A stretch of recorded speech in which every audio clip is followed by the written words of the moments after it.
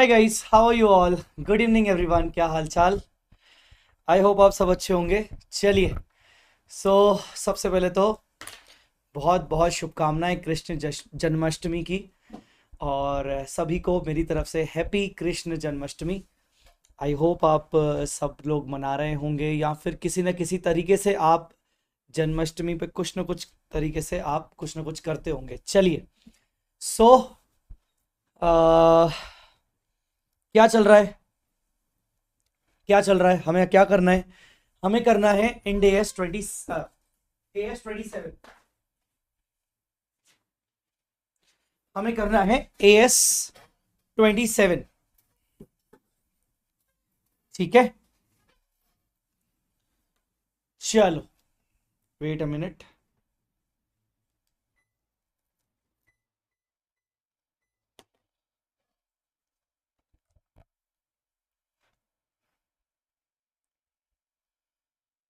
हाँ, तो आज हमें क्या करना है? आज हमें करना है AS27। ठीक है, आज हमें करना है AS27।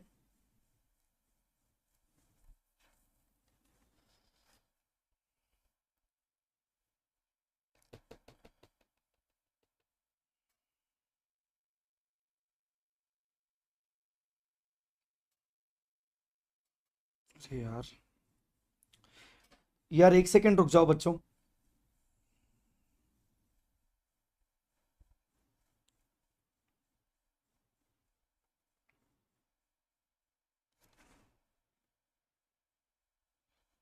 कोई ROC करके बच्चा है या बच्ची है जो बोल रहा है सर मेरा डाउट सॉल्व कर दीजिए, आपको व्हाट्सएप पर सेंड किया है। बेटा, ROC तुम्हारा सही नाम क्या है?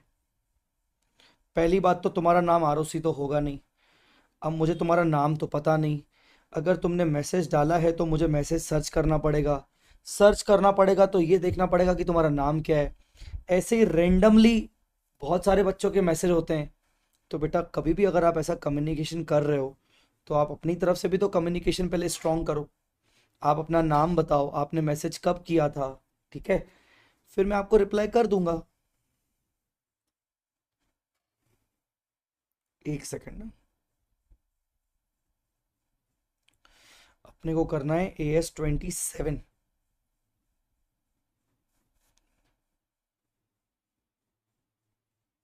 AS27 मेरे को मिल क्यों नहीं रहा है? AS27।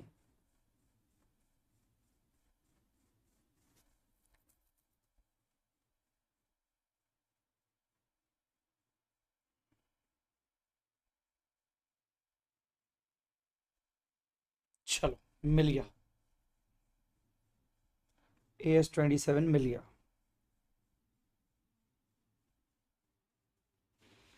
ROC को सब बताना है पर ये नहीं बताना है कि उसका नाम क्या है। वाह!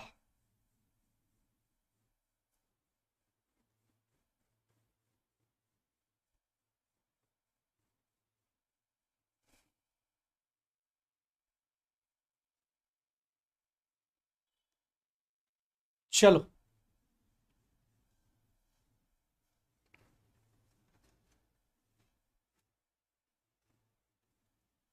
चलिए, देखिए मैं आपको बता देता हूं कि इसमें हमारी कुल मिला के 2 क्लासेस लगेंगी। एक आज, कुल मिला के 2 सेशंस होंगे हमारे। ठीक है, एक आज का सेशन रहेगा और एक कल का सेशन रहेगा। आज के सेशन में मैं आपको सारे के सारे इसके कॉन्सेप्ट्स बता दूंगा। कॉन्सेप्ट्स बेसिकली क्या है, ये एक प्रैक्टिकल कम थ्योरेटिकल स्टैंडर्ड ज्यादा है, तो आप इसको MCQ के अंदर ज्यादा एक्सपेक्ट कर सकते हो।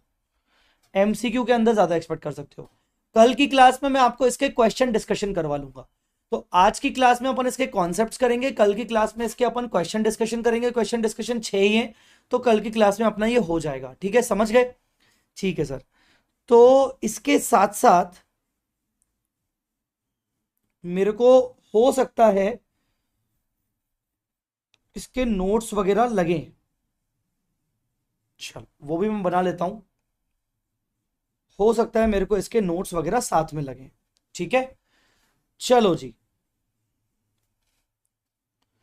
चलो जी, शुरू करें। तो देखो, अपने टॉपिक का नाम है financial reporting of interest in JV. Financial reporting of interest in JV. JV में हमारा जो इंटरेस्ट होता है उसकी फाइनेंशियल रिपोर्टिंग क्या होगी। तो जेवी मतलब ज्वाइंट वेंचर, ठीक है ना, जेवी मतलब ज्वाइंट वेंचर। सर इस एएस का क्या स्टार है। सर इस एएस का स्टार है, मन तो कर रहा है कि इसको 1 स्टार दूं, पर 2 स्टार देना पड़ेगा, ठीक है, क्योंकि ये कंसोलिडेशन और एसोसिएट कंपनी के साथ पढ़ा जाता है, तो इसीलिए 2 स्टार चलता है, ठीक है। तो 2 स्टार कैटेगरी एएस है ये। समझ गए क्या। हाँ सर समझ गए। चलो तो AS27, AS27 देखिए, आगे बढ़ने से पहले, कुछ भी समझने से पहले ये समझो कि एक होता है इन्वेस्टर। अगर इन्वेस्टर किसी कंपनी को कंट्रोल कर रहा है, कंट्रोल ऑन अनदर कंपनी, तो वो बन जाती है सब्सिडरी। और आपको अच्छे से पता है कि सब्सिडरी के केस में हम लगाते हैं AS21। अगर इन्वेस्टर का सिग्निफिकेंट इन्फ्लुएंस होता है ऑन अनदर कंपनी, तो वो बन जाती है एसोसिएट। और एसोसिएट के ऊपर हम लगाते हैं AS23। वहीं पर अगर इन्वेस्टर का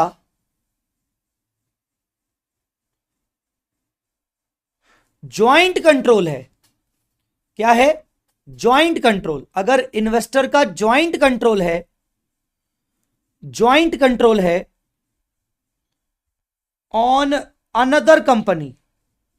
सर ज्वाइंट कंट्रोल मतलब, ज्वाइंट कंट्रोल मतलब मल्टीपल पार्टीज इन्वॉल्व है, joint control with other multiple parties.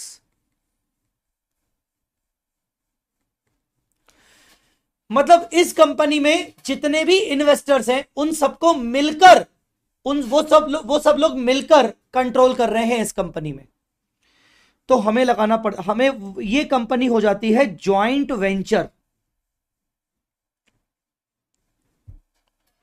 क्या नाम हो जाता है, ज्वाइंट वेंचर। और ज्वाइंट वेंचर पे क्या लगता है, AS27। ज्वाइंट वेंचर पे लगता है AS27।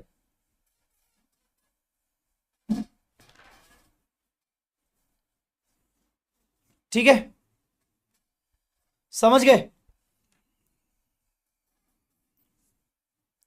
मैंने आपको AS21 तो पहले से पढ़ा रखा है, कंसोलिडेशन। AS23 अभी मैंने लास्ट टाइम पढ़ाया, अब मैं आज आपको पढ़ा रहा हूं AS27, ठीक है।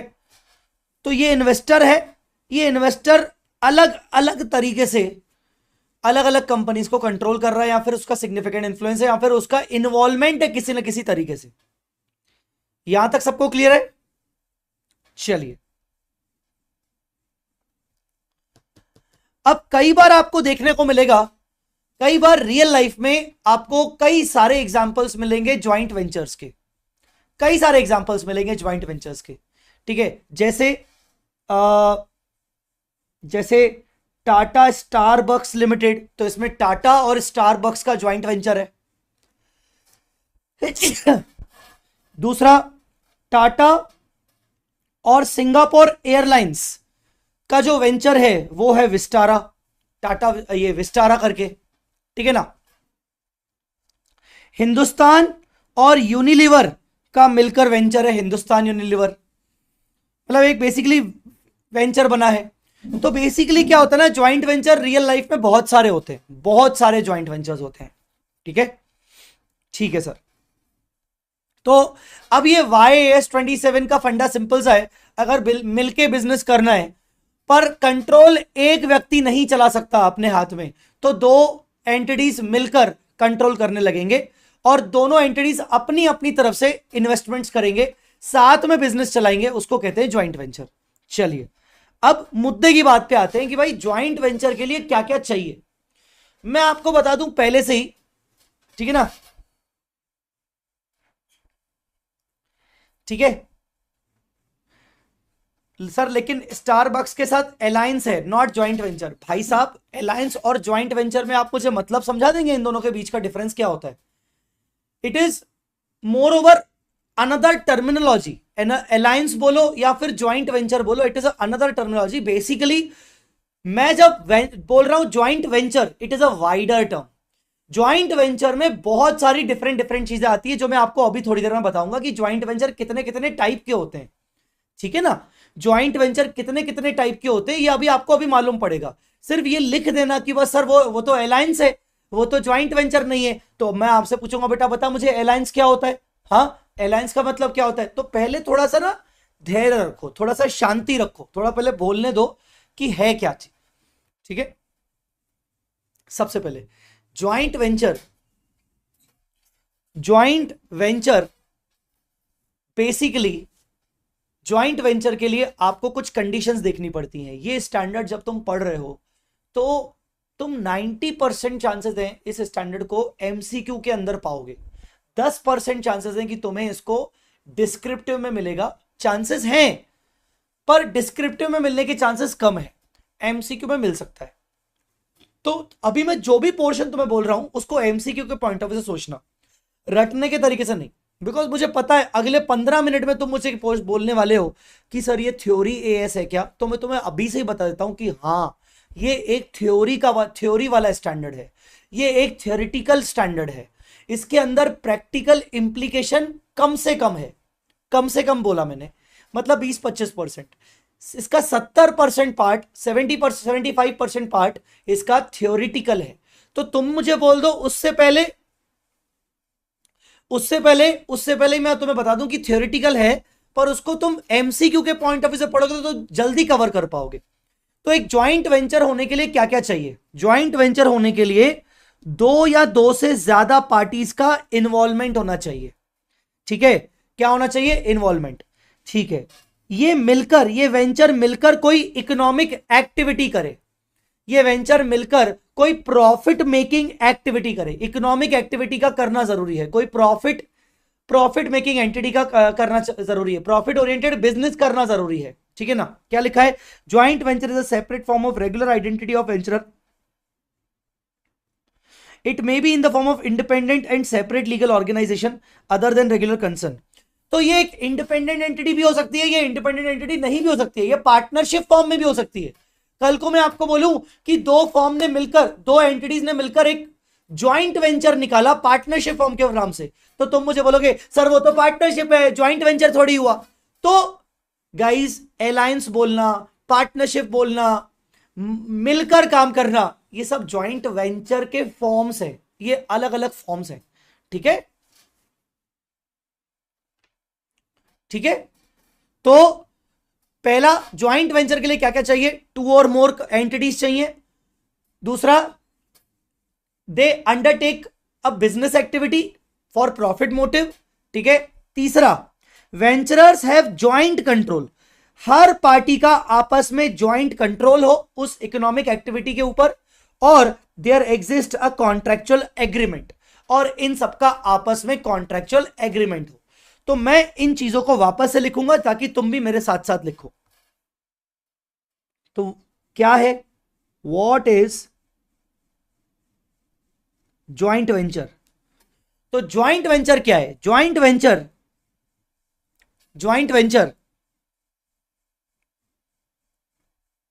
Venture of 2 or more parties,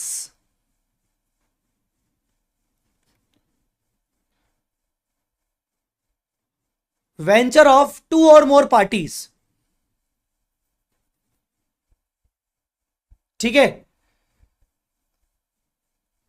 covered by agreement. Agreement का होना जरूरी है, एग्रीमेंट का होना जरूरी है। ज्वाइंट वेंचर के लिए क्या जरूरी है? एग्रीमेंट। तो वेंचर ऑफ टू और more parties covered by agreement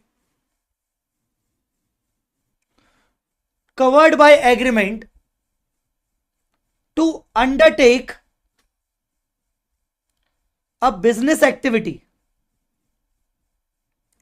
एक बिजनेस एक्टिविटी करने के लिए, and all parties to the contract must share the control over such business. ये लोग आपस में उस बिजनेस का कंट्रोल शेयर करें। ठीक है, अब देखो ज्वाइंट वेंचर के लिए क्या क्या आ गया, दो या दो से ज्यादा पार्टीज का होना जरूरी है। कवर्ड बाय एग्रीमेंट, हां कवर्ड बाय एग्रीमेंट, आपस में एग्रीमेंट होना चाहिए। ठीक है, टू अंडरटेक बिजनेस एक्टिविटी, और उस बिजनेस एक्टिविटी के ऊपर वो जितनी भी कॉन्ट्रैक्ट के अंदर पार्टीज हैं उन आपस में उन पार्टीज का कंट्रोल शेयर होना चाहिए। कंट्रोल शेयर होना चाहिए मतलब ज्वाइंट कंट्रोल होना चाहिए, ज्वाइंट कंट्रोल होना चाहिए। ठीक है, आया समझ में कि नहीं?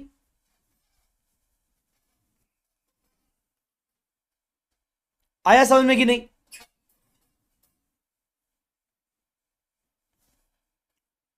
बोलो जी।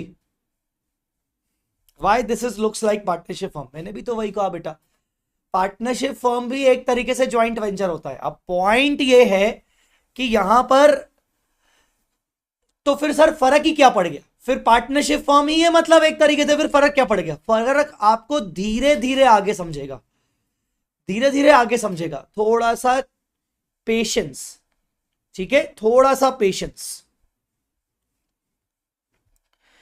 अब आपको पता होगा होल्डिंग सब्सिडरी में मोर देन 50% वोटिंग पावर होना चाहिए। इन्वेस्टर एसोसिएट में 20% और मोर वोटिंग पावर होना चाहिए। वैसे ही जेवी में परसेंटेज इज नॉट डिफाइंड। ये याद रखना जो जो बातें बता रहा हूं, जेवी के अंदर इन्वेस्टर का परसेंटेज कितना है ये डिफाइंड नहीं है। परसेंटेज कुछ भी हो सकता है, 1% भी हो सकता है, percentage not defined. Minimum percentage is not required. Minimum percentage requirement नहीं है, मिनिमम परसेंटेज रिक्वायरमेंट नहीं है। ठीक है,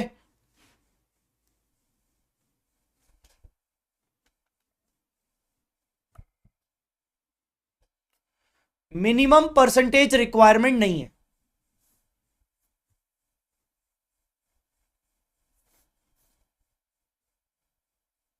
समझे? तो फिर क्या रिक्वायर्ड है? इंस्टेड कॉन्ट्रैक्ट या फिर agreement is required.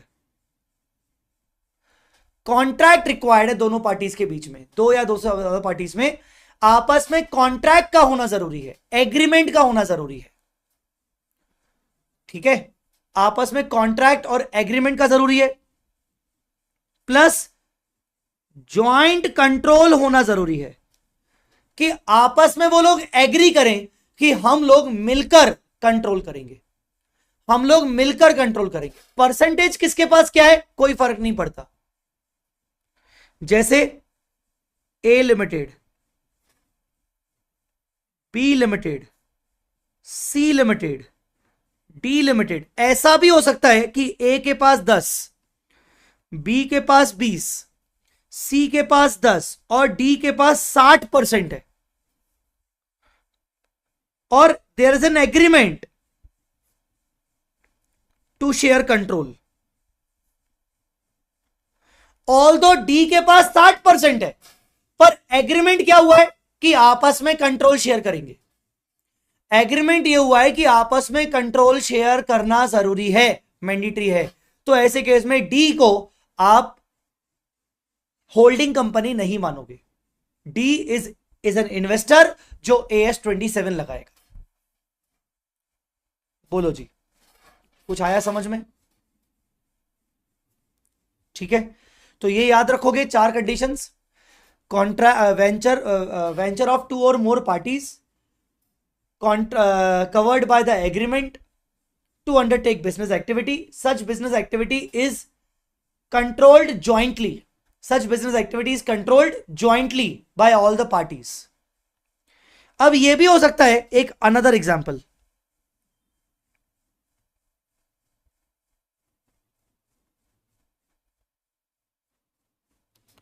Another example, ए है, बी है, सी है, डी है, पर एग्रीमेंट इन तीनों के बीच में हुआ है। एग्रीमेंट टू शेयर कंट्रोल, इन 3 के बीच में एग्रीमेंट हुआ है। ठीक है, D is not the party to the agreement. D कौन है? इसके पास 25%, इसके पास 25, इसके पास 25, इसके पास भी 25, पर डी एग्रीमेंट का पार्ट नहीं है। डी कंट्रोल नहीं कर सकता, डी कंट्रोल नहीं कर सकता। तो मैं डी के बारे में क्या बोलूंगा? D is not having joint control, but since D has 20% or more, it has significant influence.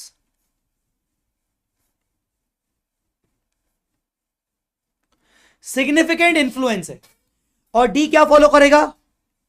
D shall apply AS23 equity method. ठीक है, तो डी क्या फॉलो करेगा? AS23। ए बी सी क्या फॉलो करेंगे? A, B and C shall follow AS27। बोलो बेटा, समझ में आया? तो यह भी हो सकता है कि इन्वेस्टर्स ज्यादा हैं पर एग्रीमेंट लिमिटेड लोगों के बीच में हुआ है टू शेयर द कंट्रोल। यह भी हो सकता है। इतना समझ में आया?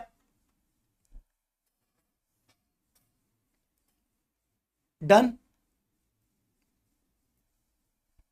Okay sir. ज्वाइंट कंट्रोल मतलब आपस में कंट्रोल को शेयर करना किसी इकोनॉमिक एक्टिविटी के ऊपर कंट्रोल करने के लिए। कंट्रोल मतलब power to govern the financial operating decisions, मतलब फाइनेंशियल ऑपरेटिंग डिसीजंस ले पाने का पावर जो होता है उसको कंट्रोल बोलते हैं। वेंचरर मतलब जो पार्टी होती है, जो इन्वेस्टर होता है। ठीक है ना? Investor is a joint वेंचरर is a party. अब देखो, वेंचरर और इन्वेस्टर में फर्क क्या है? यहां पर मैं अपने एग्जांपल में बोल सकता हूं कि ABC इन्वेस्टर्स भी हैं, वेंचरर्स भी हैं, पर डी सिर्फ एक इन्वेस्टर है, वो वेंचरर नहीं है क्योंकि उसके पास कंट्रोल नहीं है। ठीक है? प्रोपोर्शनेट कंसोलिडेशन मेथड, इस पे बाद में आऊंगा। आई बात समझ में? तो सिंपल सी पॉइंट है, एग्रीमेंट का होना जरूरी है। अब यहां पर आपको इतना कुछ यहां पर इसको पढ़ने की जरूरत नहीं है। नाउ अब पढ़ते हैं अपन types of joint venture. Types of joint venture.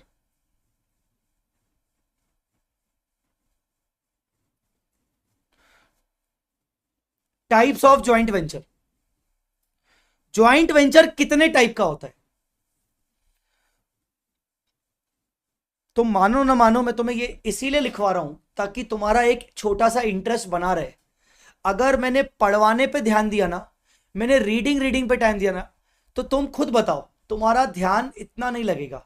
अभी तुम मेरे साथ साथ लिखते जा रहे हो तो कम से कम तुम्हारा ध्यान भी लग रहा है और तुम्हारे माइंड में वो चीजें बैठ भी रही हैं।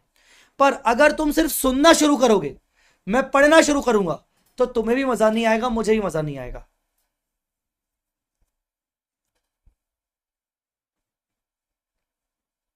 ठीक है?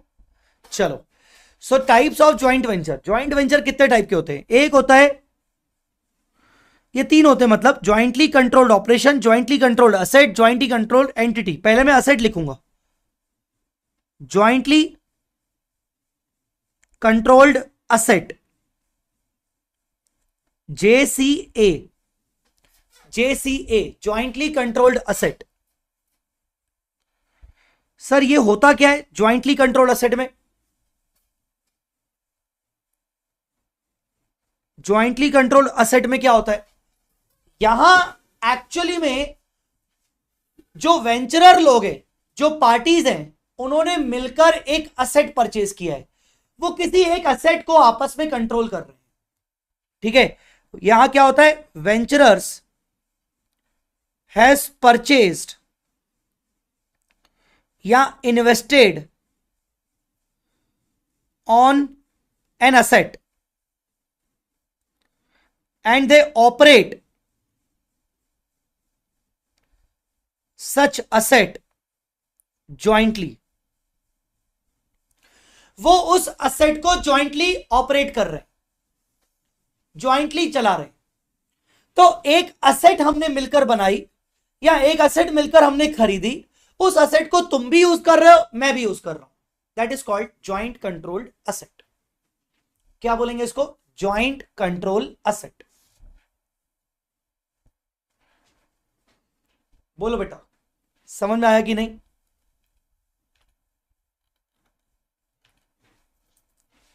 आपस में असेट खरीद रहे, असेट खरीद के उस असेट को शेयर करेंगे, तो यहां पर अकाउंटिंग क्या होगी,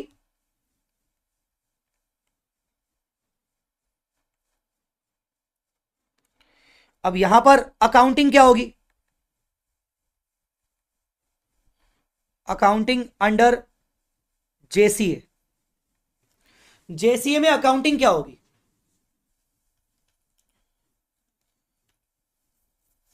जेसीए में अकाउंटिंग क्या होगी, हर एक वेंचरर अपनी अपनी बुक्स में असेट का शेयर रिकॉर्ड करेगा। एवरी वेंचरर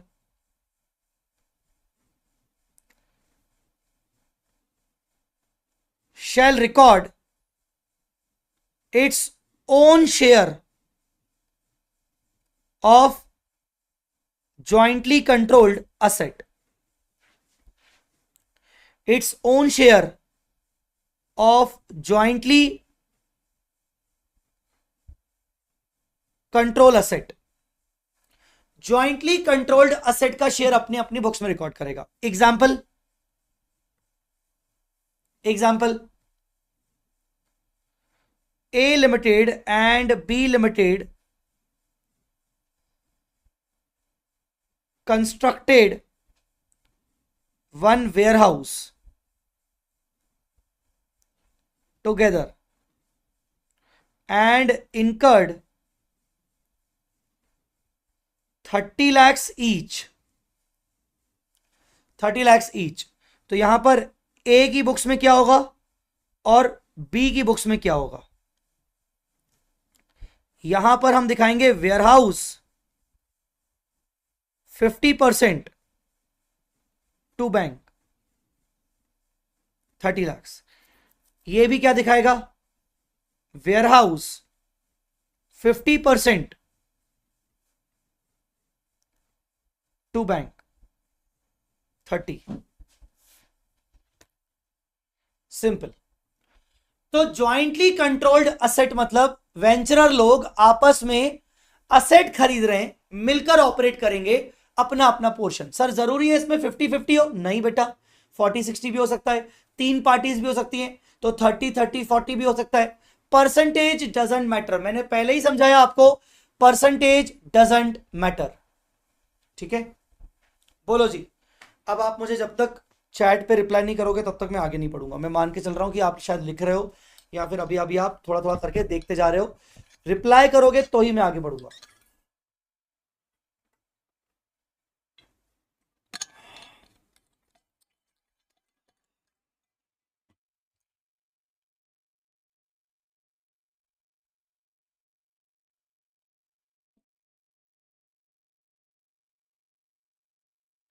बताओ, समझ में आया? समझ में आया कि नहीं? जल्दी बोलो।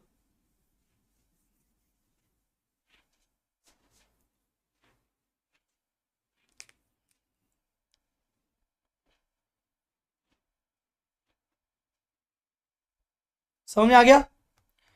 क्या था ये? Jointly controlled asset. दूसरा क्या होता है? दूसरा होता है jointly controlled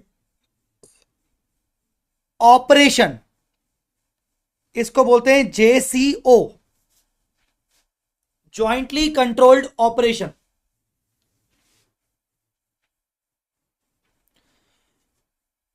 jointly controlled operation, JCO, jointly controlled operation. आ जाओ, अब मैं जेसीओ समझाता हूं। केसी हो नहीं, जेसी हो। कुछ बच्चे इसको बोलते हैं कैसी हो सर, केसी हो। JCO, jointly controlled operation. यहां पर क्या होता है पहले सुन लो। यहां पर हम एक सिंगल असेट नहीं खरीद रहे, हम यहां पर बाकायदा दो लोग मिलकर, दो अलग अलग एंटिटीज मिलकर यहां पर एक बिजनेस एक्टिविटी कर रहे हैं। पर वो बिजनेस एक्टिविटी किसी एक सेपरेट लीगल एंटिटी, मतलब किसी कंपनी के नाम पे नहीं कर रहे, किसी कंपनी के नाम पे नहीं कर रहे। ठीक है? क्या टू और more entities, two or more entities entered into an agreement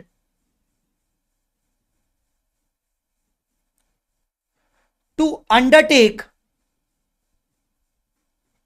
a business activity but without forming a separate legal entity। अब मेरे प्यारे बच्चे मुझे बताएंगे कि ये सेपरेट लीगल एंटिटी का मतलब क्या होता है। मेरे प्यारे बच्चे मुझे बताएंगे कि ये सेपरेट लीगल एंटिटी का मतलब होता है क्या।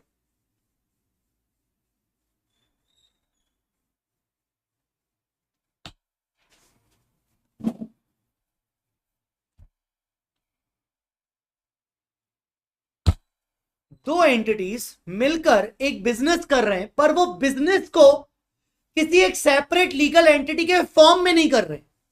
मतलब क्या?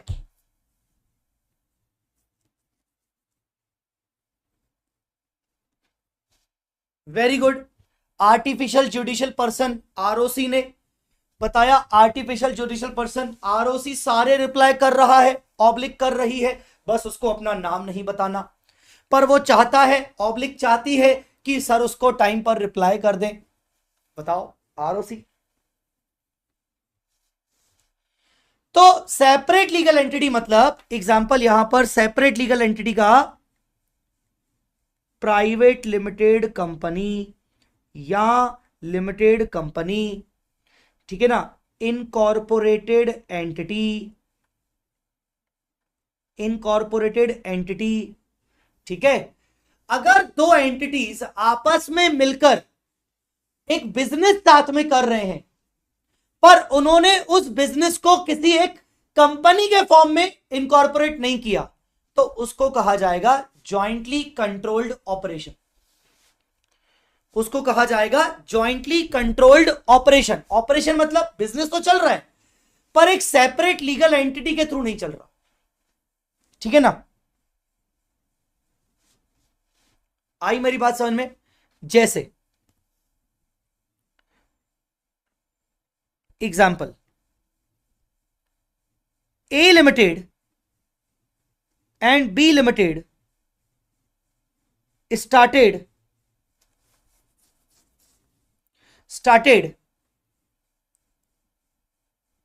constructing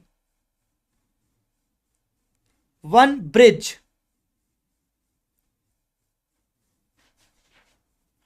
started constructing one bridge and giving services to the government. अब ए लिमिटेड बी लिमिटेड मिलकर एक ब्रिज बनाएंगे, मिलकर ब्रिज बनाएंगे and giving services to the government. They both will share revenue equally, दोनों रेवेन्यू को इक्वली शेयर करेंगे। A limited will apply its own equipment in the construction and B Limited shall contribute raw material. B Limited shall contribute raw material.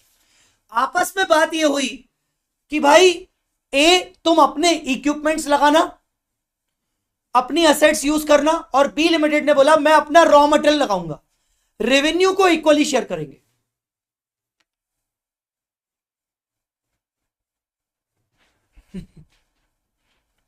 ठीक है,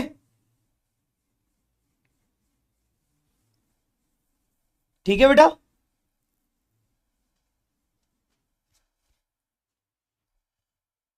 बोलो जी। एक बच्चा पूछ रहा है सर जेसीओ का एग्जांपल वी स्मार्ट और एक्सपर्ट का कॉलेब भी हो सकता है?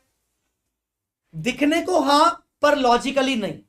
बिकॉज मैंने क्या बोला, ज्वाइंट वेंचर के लिए क्या चाहिए? ज्वाइंट वेंचर के लिए चाहिए एग्रीमेंट। क्या चाहिए? एग्रीमेंट चाहिए। एक्सपर्ट और वी स्मार्ट का आपस में कोई एग्रीमेंट नहीं है, आपस में एक म्यूचुअल अंडरस्टैंडिंग है जहां पर हम दोनों एक दूसरे की फैकल्टीज को शेयर कर रहे हैं। वहां की 2-3 फैकल्टीज यहां आ रही हैं, यहां की 2-3 फैकल्टीज वहां जा रही है, दैट्स इट। मुझे छोड़कर मुझे छोड़कर बाकी सब लोग इधर उधर सोच रहे हैं, मतलब ठीक है, एनीवेज छोड़ो। सो ये basically B limited contribute raw material. So point number 1 आपको समझ में आया मैंने क्या बोला? पॉइंट नंबर ये समझ में आया आपको?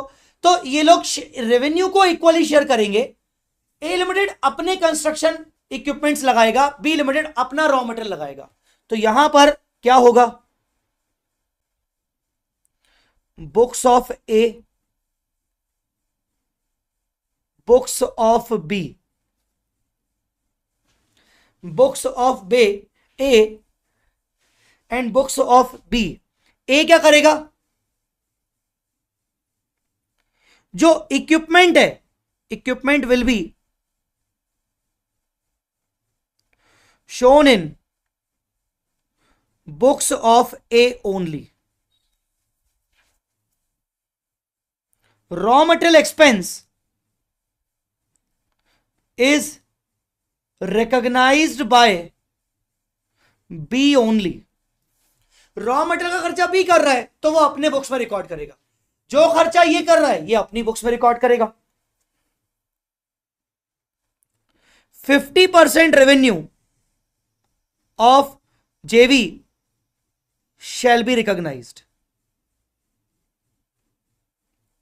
और यहां पर भी 50% revenue of JV shall be recognized।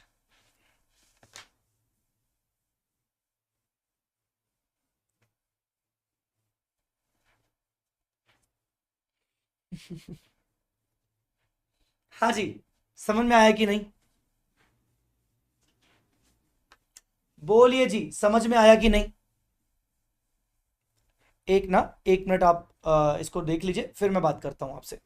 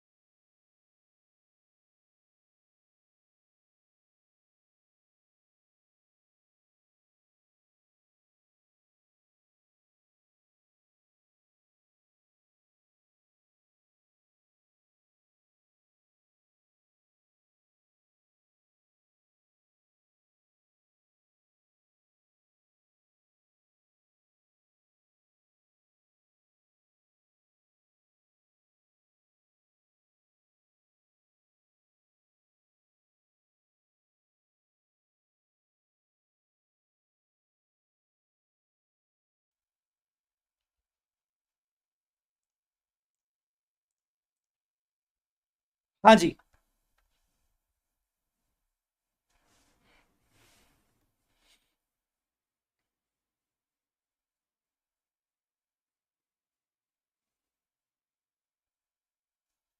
ठीक है, आया समझ में। तो यहां एक प्योर बिजनेस एक्टिविटी हो रही है। जेसीए में तो क्या था, प्योर बिजनेस एक्टिविटी भी नहीं हो रही थी। जेसीए में तो एक असेट शेयर की जा रही थी, पर यहां एक बिजनेस एक्टिविटी होती है। बस दिक्कत यह है कि वो एक सेपरेट लीगल एंटिटी किसी सेपरेट कंपनी के थ्रू नहीं हो रही है। तो ऐसे केस में क्या होता है, हर एक वेंचरर का हिस्सा जरूरी नहीं कि प्रपोर्शन में हो। हर एक वेंचरर अपना अपना असेट लगा सकता है, रेवेन्यू को अपने अपने तरीके से शेयर कर रहा है, कुछ एक्सपेंसेस को शेयर कर रहा है, कुछ उसके पर्सनल एक्सपेंसेस हैं, ठीक है। तो यहां पर अकाउंटिंग क्या होगी, अकाउंटिंग समझ गए, accounting under JCO, accounting under JCO. तो यहां पर आप लिखोगे no separate books of joint venture. यहां पर ज्वाइंट वेंचर के कोई सेपरेट बुक्स नहीं होंगे, ज्वाइंट वेंचर के कोई सेपरेट बुक्स नहीं होंगे। Each venturer shall record in its own books. क्या रिकॉर्ड करेगा, हर एक वेंचरर क्या रिकॉर्ड करेगा, its share of revenue in JV, its share of expense in JV, its share of assets liabilities in JV,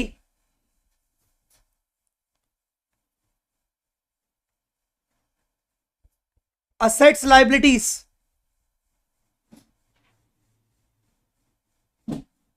of venturer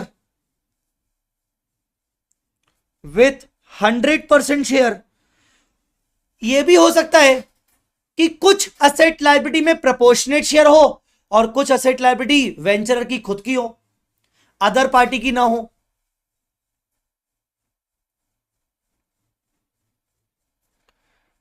incomes and expenses of वेंचरर with 100% share. हो सकता है जेवी के अंदर कुछ ऐसे खर्चे हों जो एक ही पार्टी को करने, तो वो खुद ही रिकॉर्ड करेगा, ऐसा, ठीक है। आया समझ में,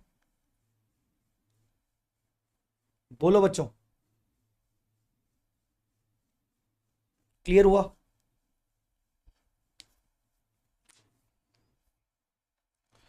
तो ये होता है आपका जेसीओ।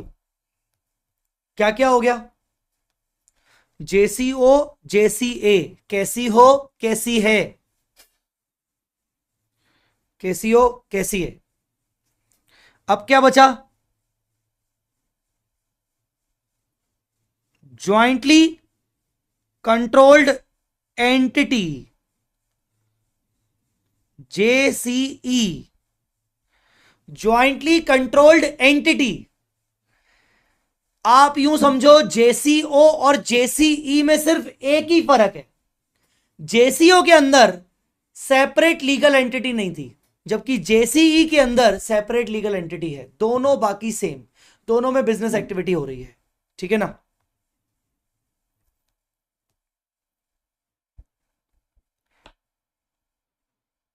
जैसी थी वैसी थी कैसी हो कैसी है। अच्छा, एक बच्चा बोल रहा है सर डी और ई नहीं समझा। देखो ऐसा है कि एक ज्वाइंट वेंचर बनाया गया, एक ज्वाइंट वेंचर बनाया गया, उसमें कहा गया कि जितना भी सेल्स होगा उसको हम 50-50% बांटेंगे। तो ये मैंने आपको करवाया, ये शेयर ऑफ रेवेन्यू 50-50% बांटेंगे। पर उसके अलावा एक इंटरेस्ट की इनकम आएगी, एक इंटरेस्ट की इनकम आएगी, वो सिर्फ और सिर्फ ए लिमिटेड ही लेगा, उसमें बी लिमिटेड का कोई शेयर नहीं है। तो incomes expenses of वेंचरर with 100% share. अब ये जो इंटरेस्ट इनकम आई, ये डिसाइड हुआ एग्रीमेंट के अकॉर्डिंग, ये सिर्फ ए लिमिटेड ही लेगा। सर क्यों ए लिमिटेड क्यों लेगा? क्योंकि इंटरेस्ट इनकम आई है एफडी पर, और जो एफडी करवाई गई है वो ए लिमिटेड ने करवाई है एफडी। एक्चुअली ये जो जॉइंट वेंचर है, इनको एक गवर्नमेंट कॉन्ट्रैक्ट मिला है जिसके लिए इनको एफडी करवानी है। एफडी पे इनको इंटरेस्ट भी मिलेगा। एफडी के लिए पैसे नहीं थे, तो ए ने बोला चलो ठीक है मैं करवा लेता हूं एफडी, पर उस पर जो भी इंटरेस्ट आएगा वो मैं पूरा मैं लूंगा, और एफडी का भी जब मेच्योरिटी आएगा वो भी पैसा मैं लूंगा।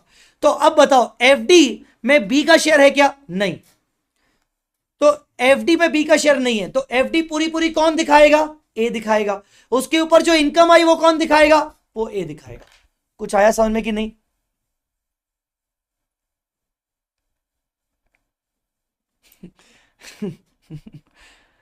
समझ में आया कि नहीं? पार्थ, ओ पार्थ, चलो अभी है जेसीई।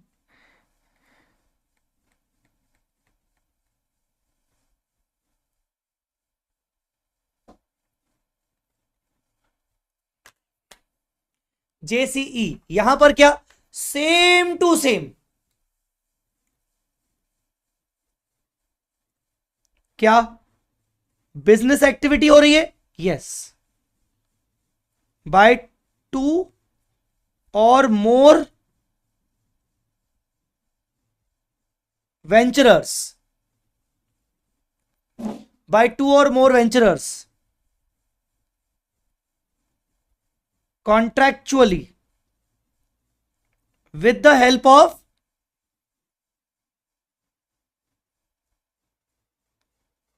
separate legal activity, with the help of separate legal entity, activity नहीं, अबे नालायक, activity, separate legal entity, मतलब A limited and B limited ने मिलके बनाया जेवी लिमिटेड। इस जेवी लिमिटेड का के अंदर ए लिमिटेड और बी लिमिटेड का 50-50% शेयर है।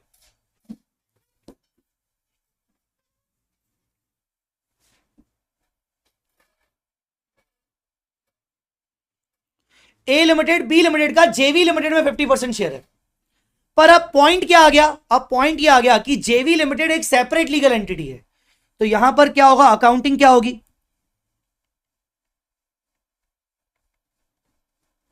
अकाउंटिंग इन ज्वाइंटली कंट्रोल्ड एंटिटी। तो यहां पर अकाउंटिंग क्या होगी? अकाउंटिंग के लिए books of jointly controlled entity मतलब जेवी। तो यहां पर हम बोलेंगे नाउ दिस जेवी has its own books, it's balance sheet, it's P and L. अभी तक ऐसा कुछ नहीं था। जेसीए हमने तो एक एसेट ही खरीदी है बस, तो कोई सेपरेट बुक्स मेंटेन नहीं हो रही है। जेसीओ सेपरेट बिजनेस चल रहा है पर सेपरेट बुक्स मेंटेन नहीं हो रही है, सेपरेट बुक्स मेंटेन नहीं हो रही है। यहां पर जाके क्योंकि एक सेपरेट लीगल एंटिटी है, तो जेवी लिमिटेड की सेपरेट बुक्स बन रही है, जेवी लिमिटेड का बैलेंस शीट बन रहा है, जेवी लिमिटेड का पी&एल बन रहा है। तो यहां पर वेंचरर की बुक्स में क्या होगा? Books of joint venturers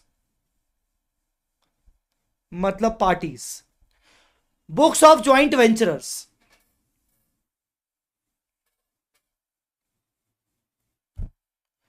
books of joint venturers क्या होगा? इनकी बुक्स में होगा क्या? इनकी बुक्स में क्या होगा?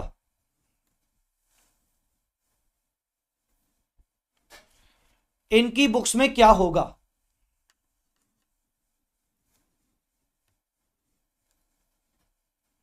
तो सुनिए ध्यान से, they will apply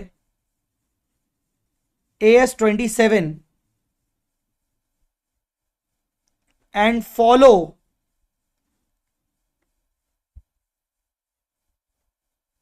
proportionate consolidation method. Proportionate consolidation method मतलब हर एक वेंचरर अपनी अपनी बुक्स में कंसोलिडेशन करेगा, पर होल्डिंग कंपनी की तरह फुल कंसोलिडेशन नहीं, जहां उसको माइनॉरिटी इंटरेस्ट भी दिखाना होता है। 2 मिनट के लिए याद रखो, याद करो, जो होल्डिंग कंपनी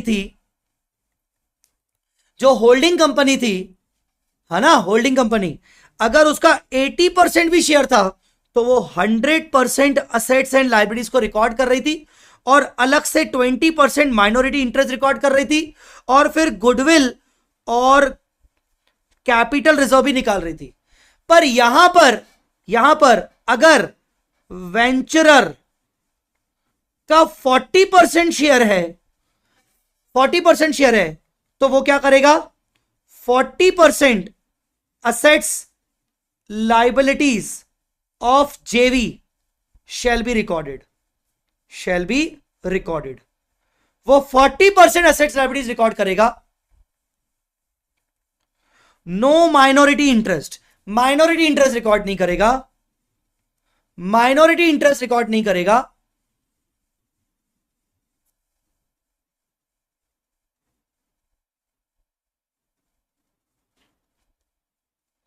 ठीक है।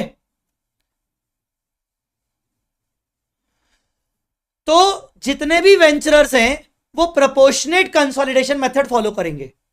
प्रोपोर्शनेट कंसोलिडेशन का मतलब होता है कि वेंचरर लोग अपने अपने बुक्स में अपना अपना शेयर ऑफ असेट्स लायबिलिटीज और इनकम्स और एक्सपेंस दिखाएंगे, माइनॉरिटी इंटरेस्ट दिखाएंगे और वो सीओसी निकालेंगे, कॉस्ट ऑफ कंट्रोल निकालेंगे। कॉस्ट ऑफ कंट्रोल कैसे, पीसी मतलब इन्वेस्टमेंट जो कि 40% है मान लो, माइनस 40% ऑफ नेट असेट्स, जिससे क्या मिलेगा, गुडविल या फिर कैपिटल रिजर्व। मतलब जैसे तुम होल्डिंग सब्सिडरी की अकाउंटिंग सीख के आए हो उसी के जैसी, पर उसकी सेकंड कॉपी, मतलब जिसमें माइनॉरिटी इंटरेस्ट नहीं है, फुल कंसोलिडेशन नहीं हो रहा है। बताओ आया समझ में? सिर्फ जो प्रैक्टिकल पार्ट है वो मोर ओवर यही है, प्रैक्टिकल पार्ट यही है। कुछ क्लियर हुआ बच्चों?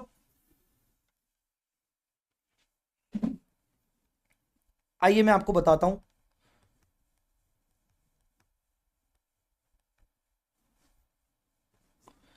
मैं आपको बताता हूं एक example number 8।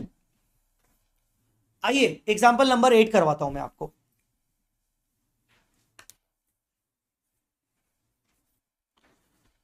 Example number 8, balance sheet of J limited 31 March 24, equity capital reserves and surplus liabilities, non current assets, current assets. J limited is a JV of A limited and B limited. A limited B limited ने मिलकर जे limited बनाई है, ए limited B limited ने मिलकर जे limited बनाई है with 50% investment by each. A limited invested in J limited on 1/4/23, तो DOA क्या आ गया, 1/4/23 आ गया। उस दिन रिजर्व्स एंड सरप्लस कितने थे, 2 लाख के थे। इन्वेस्टमेंट कितने किए गए, 6.5 लाख के।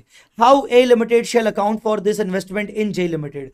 अब सर हमें कैसे पता चलेगा कि ये जेसीओ है, जेसीई है, जेसीए है, हमें कैसे पता चलेगा? बेटा सीधी बात है, ऐसा ज्वाइंट वेंचर जिसकी खुद की बैलेंस शीट है, वो लिमिटेड दिख रहा है, मतलब वो जेसीई है, ज्वाइंटली कंट्रोल्ड एंटिटी, जिसके अंदर ए और बी का शेयर है। ठीक है, आ रही मेरी बात समझ में? तो यहां पर ए लिमिटेड क्या करेगा, ए लिमिटेड कंसोलिडेशन करेगा। किस तरीके से करेगा? ए लिमिटेड जैसे आप नॉर्मली कॉस्ट ऑफ कंट्रोल निकालते हो, एओपी निकालते हो, वो सब करेगा। कैसे करेगा, आ जाओ। एग्जाम्पल नंबर 8 अगर करें तो ए लिमिटेड क्या करेगा, सबसे पहले वो बनाएगा AOP, pre post total, reserve and surplus, reserve and surplus 2 lakh, 6 lakh,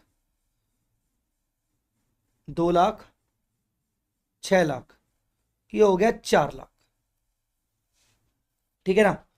और इन्वेस्टमेंट किए गए थे 1/4 को ही, तो इसमें कोई एडजस्टमेंट ही नहीं हुआ। तो इसमें एज शेयर, इसमें ए का कितना शेयर है 50%, मतलब 1 लाख। इसमें भी एज शेयर 50%, मतलब 2 लाख। अब आप नेक्स्ट क्या करेंगे, नेक्स्ट करेंगे cost of control. Cost of control में इन्वेस्टमेंट ए ने कितना किया 6.5 lakh, minus proportionate net assets. Proportionate net assets, तो नेट असेट्स में इक्विटी कैपिटल कितना है 10 लाख, उसका 50% मतलब 5 लाख। और प्री एक्विजिशन प्रॉफिट्स जो कि 1 लाख। तो अगर आप करोगे तो 50,000 क्या आ जाएगा गुडविल। 50,000 का क्या आ जाएगा गुडविल, समझा सर। जेवी के ऊपर कोई रेगुलेटरी बॉडी है क्या, कंपनीज एक्ट, कंपनी रजिस्टर्ड है ना, क्योंकि वो लिमिटेड है, तो रेगुलेटरी बॉडी कौन हुई उसके ऊपर, कंपनीज एक्ट, एमसीए, ठीक है। तो ये गुडविल आ गया। अच्छा, एमआई निकलेगा क्या, नहीं, not required. Consolidated profit and loss निकलेगा क्या, हां, तो बैलेंस विथ ए लिमिटेड वो आपको दिया नहीं है, plus post acquisition share, post acquisition share जो वहां से आया वो 2 लाख। तो इस तरीके से वो कंसोलिडेशन करेगा। ए लिमिटेड क्या करेगा, लाइबिलिटी का 50% अपनी बैलेंस शीट में दिखाएगा, नॉन करंट एसेट का करंट एसेट का 50% अपनी बैलेंस शीट में दिखाएगा, और गुडविल दिखाएगा। आया समझ में कि नहीं, गुडविल दिखाएगा। बोलो बेटा, समझ में आया तुम्हें प्रोपोर्शनल कंसोलिडेशन मेथड इस तरीके से काम करता है। जब ए लिमिटेड अपनी बैलेंस शीट बनाएगा तो उसका खुद का कैपिटल जो कि क्वेश्चन में दिया नहीं है, उसको पोस्ट एक्विजिशन शेयर मिलेगा 2 लाख का जेवी से, उसका खुद का बैलेंस दिया नहीं है, लायबिलिटी का आधा, असेट्स का आधा, वो सब दिखाएगा, ठीक है। This is the way you have to follow proportionate consolidation method. कुछ आया समझ में कि नहीं,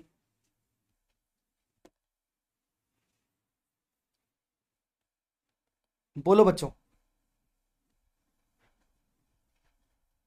बोलो बच्चों, समझ में आएगी नहीं।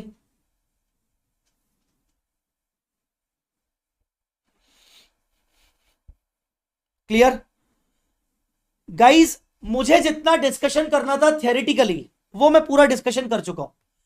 छोटा सा ये पॉइंट मैं जानबूझ के डिस्कशन नहीं कर रहा हूं, क्योंकि इसको अभी समझाऊंगा, ज्यादा डिटेल में नहीं समझेगा ये, ठीक है। तो मैं इसको कल की क्लास में क्वेश्चंस के साथ समझाऊंगा। तो बस अब बचे क्वेश्चंस। तो मोटा मोटी आपको एक समझ में आ गया फंडा कि ये जेवी का क्या है। मैं आपको बोल रहा हूं ये स्टैंडर्ड इतना इंपॉर्टेंट नहीं है, जितना इंपॉर्टेंट है उसमें थियरी ज्यादा है, प्रैक्टिकल कम है, और एमसीक्यू के पॉइंट ऑफ व्यू से इंपॉर्टेंट है। जितना मैंने लिखवाया अगर उतना भी तुम ढंग से पढ़ के जाओगे ना, और जो मैं क्वेश्चंस तुम्हें कल करवाऊंगा उतना करके जाओगे, दैट्स इट। इससे ज्यादा की रिक्वायरमेंट नहीं होने वाली है। सो आज हम अपने लेक्चर को यहीं कवर करते, खत्म करते हैं। अपना लेक्चर कल रहेगा 8:30 बजे या 9 बजे, what ever the time is, either 8:30 या फिर 9 बजे कल रहेगा क्लास। और उसके अंदर मैं आपको 1 घंटे के अंदर सारी चीजें बता दूंगा कि कैसे कैसे होंगी। 1 घंटे के अंदर, मुझे पता है 1 घंटे से ज्यादा वो टाइम नहीं लेगा, 1 घंटे के अंदर अंदर मैं आपको बता दूंगा।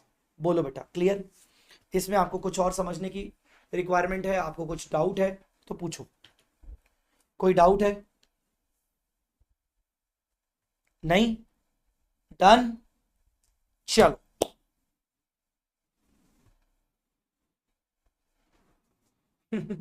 वी आर लिविंग इन जेसीई ज़ेरा, जय चावला ज़ेरा। चलिए, बहुत बहुत धन्यवाद भाई भाइयों बहनों, कल मुलाकात करते हैं, इसके क्वेश्चंस करके निपटा देंगे। चलो, thanks a lot guys, thanks a lot, bye bye, take care, love you all.